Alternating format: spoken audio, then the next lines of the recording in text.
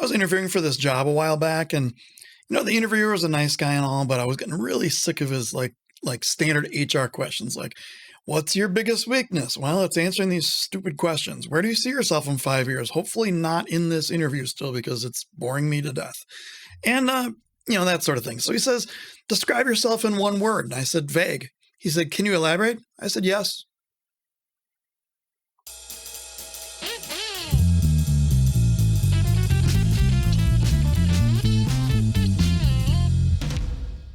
Hey kids, Adam here. So recently I asked my friend Pugs, who's kind of beginning his journey into Reaper land and recording and engineering and things, what sort of videos that I could do that would help him. And he said, "You know what, I'm kind of just beginning. I don't really know where to start. Talk about your Reaper setup, like your folders and why do you use different colors and why do you do certain things this way and certain things that way." So what I thought I would do is I would put together a mixing template, go over it in this video, and then make it available for download. So in the description below is a link to this template.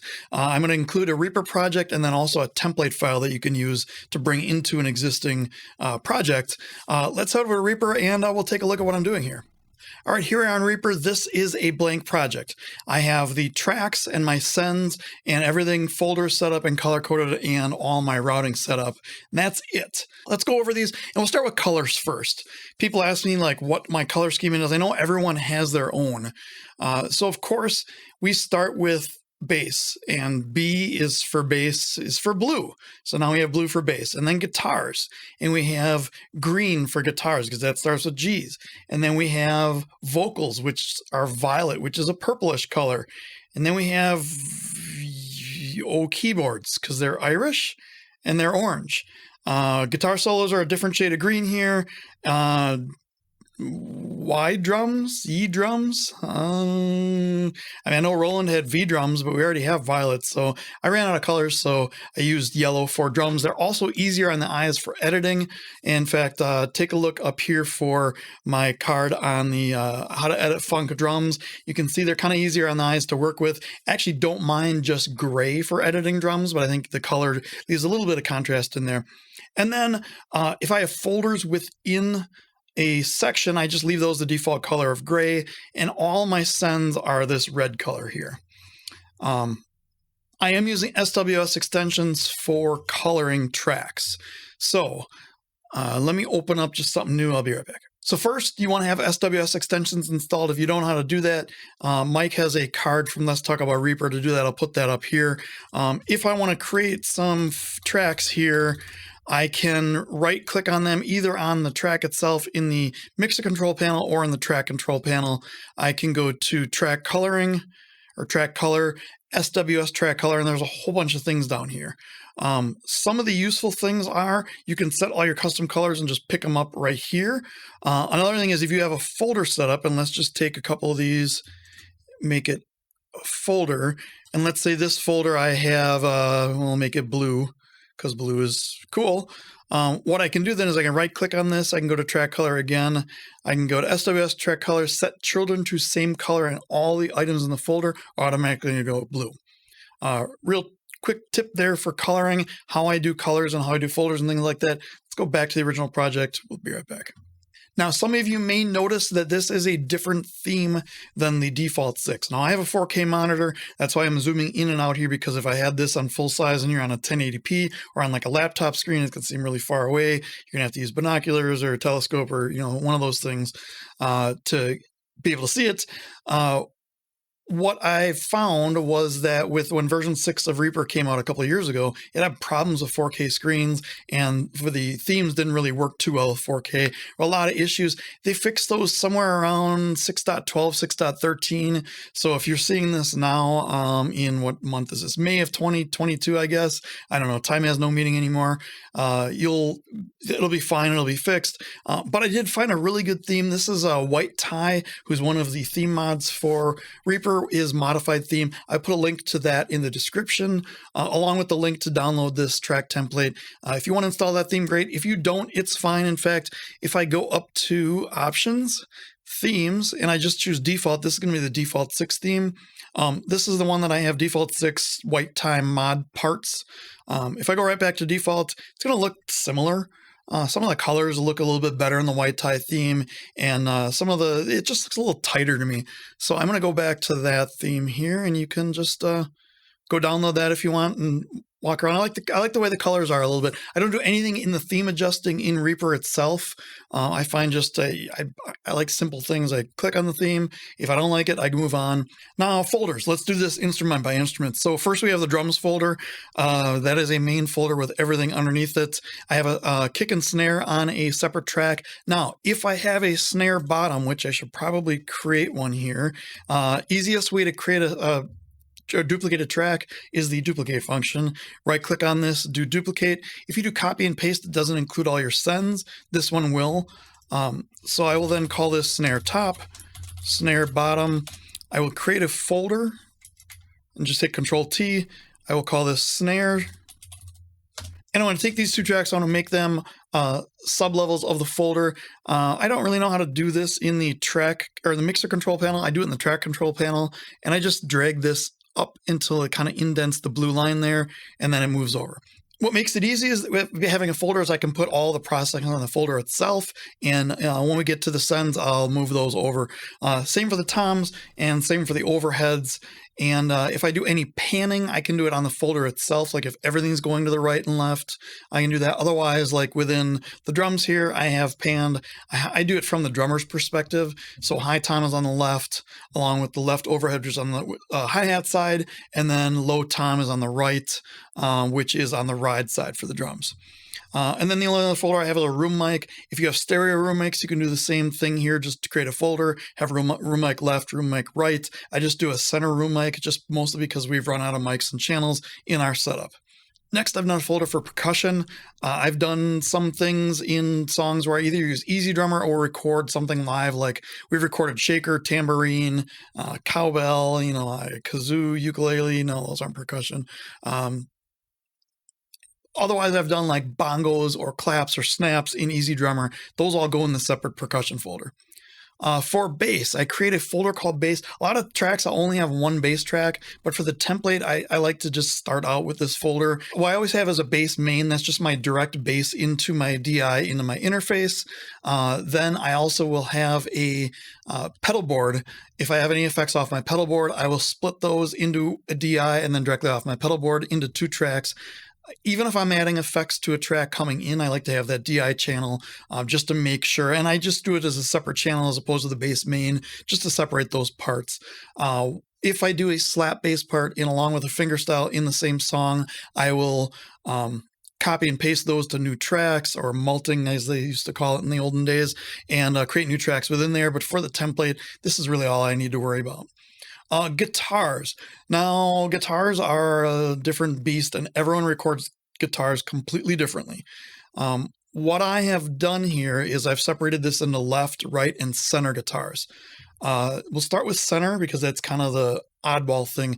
Center will be like, let's say there's a keyboard solo and guitars doing like a rhythmic thing in the background that I don't want like a stereo panned guitar sound. That is what I'll use the center for. Left and right guitars are when I'm double tracking guitars, either a clean or distorted, and I will pan them wide. Card up here to how to get wide guitars. Take a look at that, and that's kind of what I'm doing there. In this case, we use two mics on for this song. This is actually the song Strange. You've heard it. Check the link in the description for my band's latest album. It's the second track off the album. One of my favorites. We were using two mics on the guitar cabinet. So what I did here is I just named these left guitar mic 1, left guitar mic 2, and right 1 and 2. You can do whatever you want with this. You can call it guitar take 1, guitar take 2. I just like to do left and right because that's what I'm panning it to. And on each folder, I'm panning left and right. And of course, the center guitar is up the middle. And then I do a separate folder for guitar solos because a lot of times I don't want those to take on the same EQ compression, reverb, things like that the normal guitars are taking. In this case, we also did two mics too, so I left those in there just for the sake of having the tracks. Next for my band is keyboards.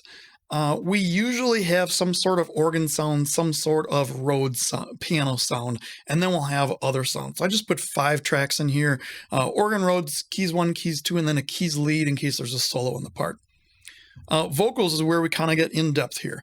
We have two guys that sing lead, and a lot of times that'll be in the same song, where one guy will be doing lead through the entire thing, and the other guy will do like a vamp part, or a like I call it like a Stevie Wonder riff part towards the end of a song, and then both guys usually do background vocals. So what I did here is I did a folder for each singer, and that way I can EQ and compress off of each singer's voice.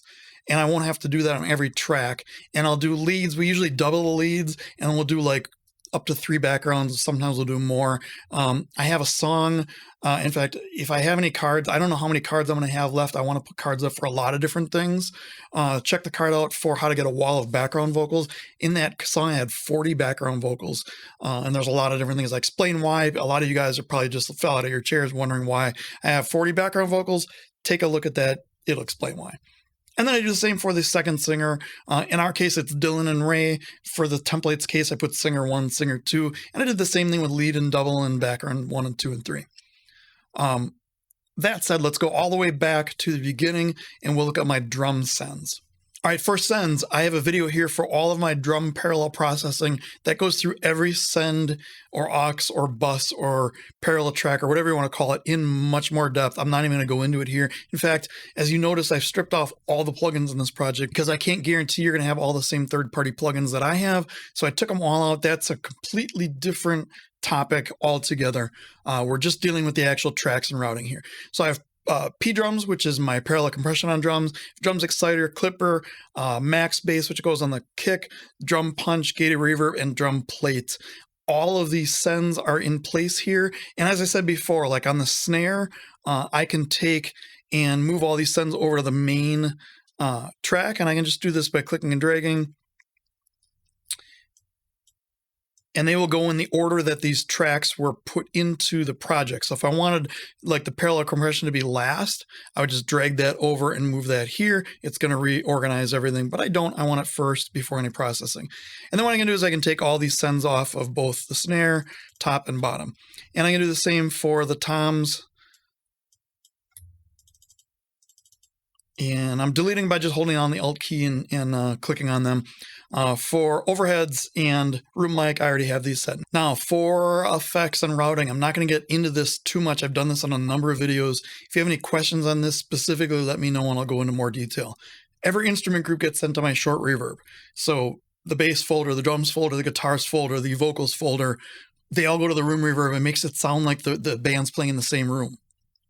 For the sake of the template, I put them all at unity gain, but I will back off on these a lot. Like the bass is at like negative 20 dB, and the guitars are negative 10 or so. Just be wary if you start adding these on and it sounds really washed out. Watch out for that. The guitars, I have a left reverb and a right reverb. What I do is I send the left guitars to the right reverb, right guitar's left reverb. That's in that wide guitar video that I posted a card to earlier. That makes sure that things sound wider. For the guitar solos, I send it to both the left and the right just to make it a little bit wider, because there's times that I found when you go from especially a distorted guitar that's in both channels to a distorted guitar solo, and you don't have the rhythms in the background, which a lot of the times, because we're doing more of a funk rock style, we don't have the rhythms in, the bottom kind of drops out when those guitars are gone. So I put the reverb in both the left and right channels to kind of make that stereo spread. For vocals, I do something a little bit different. I add my Vox Air. I'll put a card to that. If I don't have any cards left by the time I talk about this, I'll put them in the description. I have a Vox Saturator, which is basically a light distortion, and then my Verb Short. For each of the leads, I will put my Vox Air, my Verb Short, my Verb Long, my Slap Delay, and my Long Delay. Now, I just put that on to start with. I may not use all those. In fact, I can almost guarantee I'm not going to use all those in every song. Most of the time on the lead vocal, I'll either use a slap or a long delay. Sometimes I'll use a short reverb in certain cases, and then I'll expand it to a long reverb and maybe a chorus or a bridge, and I'll automate those in and out. But I like to start with them on the track. If I find I don't use it, I just delete it, and then we don't worry about it. Then we have all the regular sends for everything, all the instruments, all the vocals. I have a parallel Vox, Vox Air, Vox Saturation. I have a phaser in case, like, we use that on like keyboards, maybe once in a while on a vocal effect. I have my short reverb, my long reverb, my reverb left and right, which is just a copy of my short, panned left and right here. slap delay, long delay, and then an exciter. A little bit different than the drums exciter. This is just for any other instrument, in which case I don't want to route it to the drums exciter. I can route it over here. I think that's all of the tracks and all of the routing and everything like that. It's a lot. There's a lot. I mean, there's a lot of tracks here. Without any music in here, I already have 71 tracks. Now, granted, if you only have one bass track, you can delete those bass tracks. If you only have one vocal, you can delete all these vocals. If you don't use all these sends, you can delete them all out. If you don't have all the guitars, I mean, that, you know, you could probably bring this down quite a bit. But that's all the tracks that I like to start out with and save in this template that I will upload for you. Other things, I use markers and regions in my project. So what I will do is I'll go out to, and if I zoom way in here, I'll go out to like measure 2, maybe 3, and I will hit the M button for marker. Double click on this and I will do equals start in all caps. And that is going to signify the start of my project. And then I'll go all the way out, and I'm only going to do it like measure 9, so it's kind of on the same screen here, or measure 8. And I'll hit M, and I'll double click and do equal end. That way, when I go into render, I do file render here. If I choose entire project instead of a timeline, Reaper knows to go between the start and end markers. So I do that for every song, and I'll put that in the template here just to play with, but that's going to change for every song, obviously, because every song isn't the same length. Then what I like to do is I'd like to put markers for each of the sections. So we'll say I'll have a marker for verse 1, I'll have a marker for chorus, I'll have a marker for bridge, I'll have a marker for solo. And then I like to create regions for each of these. So if you go in between where it's a hand and you're on the thing here, you can double click, it creates a selection here. And you can do either insert region, or easiest thing is just to do Shift R. And then what I'll do is right click on these, do edit region, and type in like verse, and I'll set a color. Colors are just whatever I feel. I don't really have a set color scheme. And I'll do the same thing here. Shift R, we'll call this chorus. And chorus will be, I don't know, red. I don't like red. Stay away from red for your choruses, just, I don't know why. And then hit OK here. We'll do this for, we'll say bridge. Bridge seems like it could be purple. I don't know. Sounds good to me. And then we'll do one for, I'll create one more thing here so it's the same size. And we'll call this solo. Now, granted, this isn't even a song form. In fact, if you want to look at a video where I create a song form, take a look at this video. It's kind of the precursor to my mixing course I've been teasing for a while of how to use regions and to kind of write a song and move around and make an arrangement and things like that. So I have all of my regions. I have all of my markers. So I have one more thing to talk about. That is the reference track. Now you'll notice I don't have a separate like second bus or 2 bus or master bus. I just use Reaper's built-in master fader. I don't have I know a lot of people do that from the Pro Tools world. I know there's some routing things you can only do through that. I haven't run into anything that I need to do a separate track for, so I use Reaper's master track. But if I'm using a reference track, I don't want to route that through my master track and get all the effects that I have on that. So I'll just create another track. I'll bring in like MP3 or a wave from whatever song I'm referencing. In fact, if I still have cards left, I'll put a card for how to reference. Otherwise, I'll put it in the description. I'll put some kind of text on the screen of how I reference in Reaper. I'll bring in, let's say for this song, I want to bring in like a new master sound song. I'll just click and drag it. I'll put it on mute. I will then right click and do lock track controls, which means I can't mute this anymore. So what I run into sometimes is, let's say I'm like muting stuff off and on, and I go and I hit control, and any one of these mute buttons will unmute everything. And it also works with solo. What I found is if I don't lock this channel, this track over here, it will unmute that as well. And then I get the reference song playing along with my mix, and it's a giant mess. So make sure you do lock track controls and you do that. Before you do that, though, I'll click on the routing button once, uncheck master send, and then do add new hardware output and choose your main output, which is going to be your speakers that you're using. In mine, it's my URRT mix, one left and one right for each of my monitors that you can't see. I don't know why I'm pointing at them, but they're right here. That's just a way to bypass the master fader, but still have them come out of your speakers and through your interface the normal way. All right, I think we are done and ready to pack this thing up and send it to you guys as a template. So what I want to do is I first want to do save project. I'll just save project as Reaper template in the directory that I want it to. Then I want to go to my tracks, select one, hit Control A, because that is the universal select all command. And I want to do go to the track menu, choose save tracks as track template. Now I'm going to the same directory I was in here before.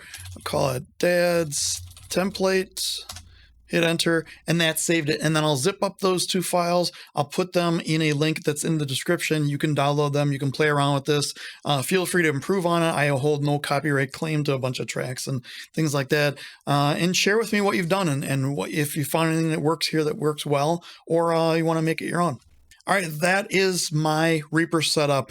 I know it's kind of been a little bit long-winded here, but I wanted to cover really everything that I do. So what do you think of this video? Do you use templates? Do you use any of the things that I'm doing here? Is anything here useful? Do you want a video on more of what I'm doing here? I know someone's going to ask for plugins. I can guarantee that. I've done a number of different videos over the course of, vocals and guitars and basses and drums and things like that. So take a look at my channel for those videos. Otherwise, comment, let me know what you think, hit like, subscribe, all that other stuff. Don't forget the unofficial Reaper users group Discord, link is in the description. And until next time, have yourselves an amazing week.